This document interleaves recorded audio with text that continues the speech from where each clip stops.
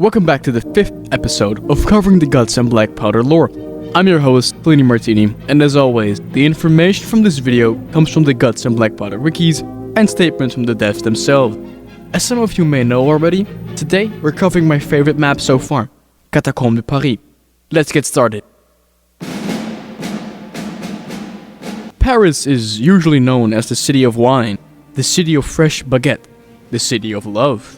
But what the average Paris enjoyer probably doesn't know is that under the city, even lower than the subways, there is an insanely large collection of burial sites spread around in an endless maze of tunnels. The remains of well over 6 million people are buried there, their bones stacked on top of other bones. So yes, someone's skull and that same person's arm could be miles apart. You heard that right, miles, or kilometers depending where you're from. The catacombs are so big, in fact, one isn't allowed to enter it without a guide, as it is extremely easy to get lost. Nowadays, there's tours taking tourists around the catacombs, and there are even reports of cults performing rituals there. The catacombs were originally underground tunnels for Paris's marble mine, but was turned into an underground cemetery due to the city overpopulating. In the catacombs, there are large walls of bones, and some walls have signs on them, telling you which person's remains rest there, including Maximilien Robespierre, who was most responsible for the Reign of Terror in the French Revolution. And even though the catacombs looked like the perfect setup for a horror movie, only one person actually died there. A doorkeeper named Philibert Asper, who in the year 1793 entered the catacombs but lost his source of light, which got him lost inside the endless tunnels.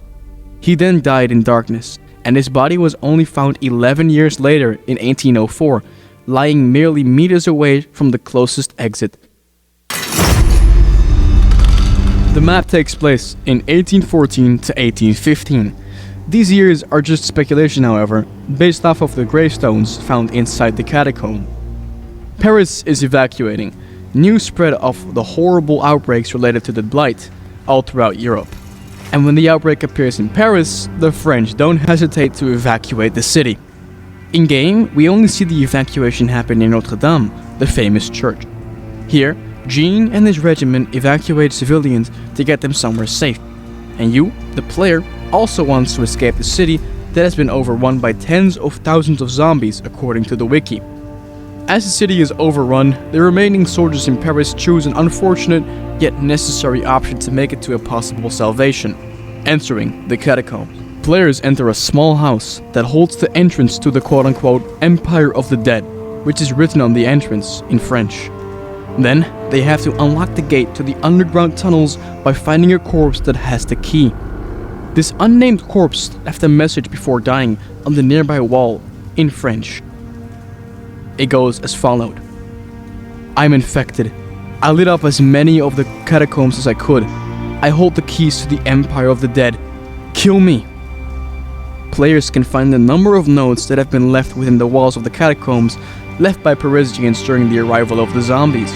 Some of these are references to movies such as Shaun of the Dead, such as the quote, "The dead shall walk the earth," while others are references to biblical scripture, such as Zechariah 14:12, which reads as follows, quote-unquote, "And this shall be the plague wherewith the Lord will smite all the people that have fought against Jerusalem.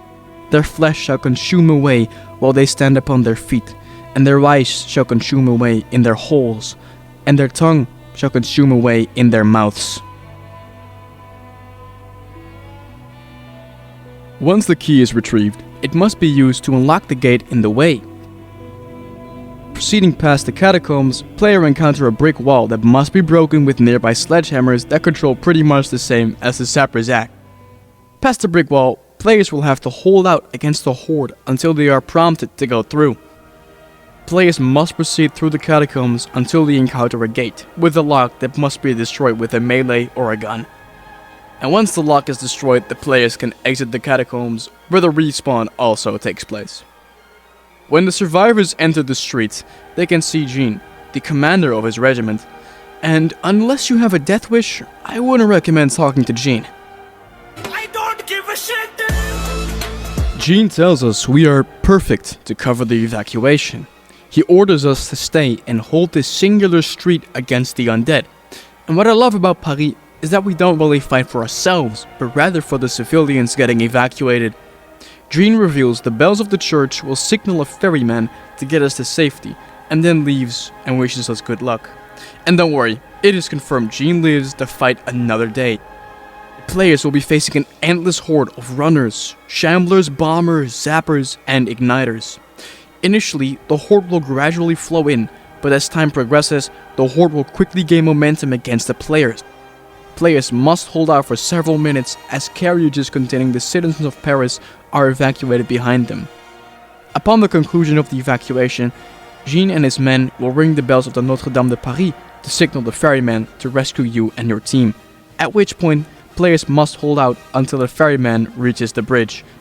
Upon reaching the bridge, players must jump down onto the hay bales on the rowboat, where the players will successfully escape, giving them the Deliverance from the Catacombs badge, and dying at any point of the map gives you the Recruited by the Empire of the Dead badge. Now, let's answer the big question. Is Napoleon in Paris at this time? My theory is no. Based on newspapers found in Hougoumont, Napoleon made peace with his nemesis Wellington, and I personally think Napoleon is in the UK at this time.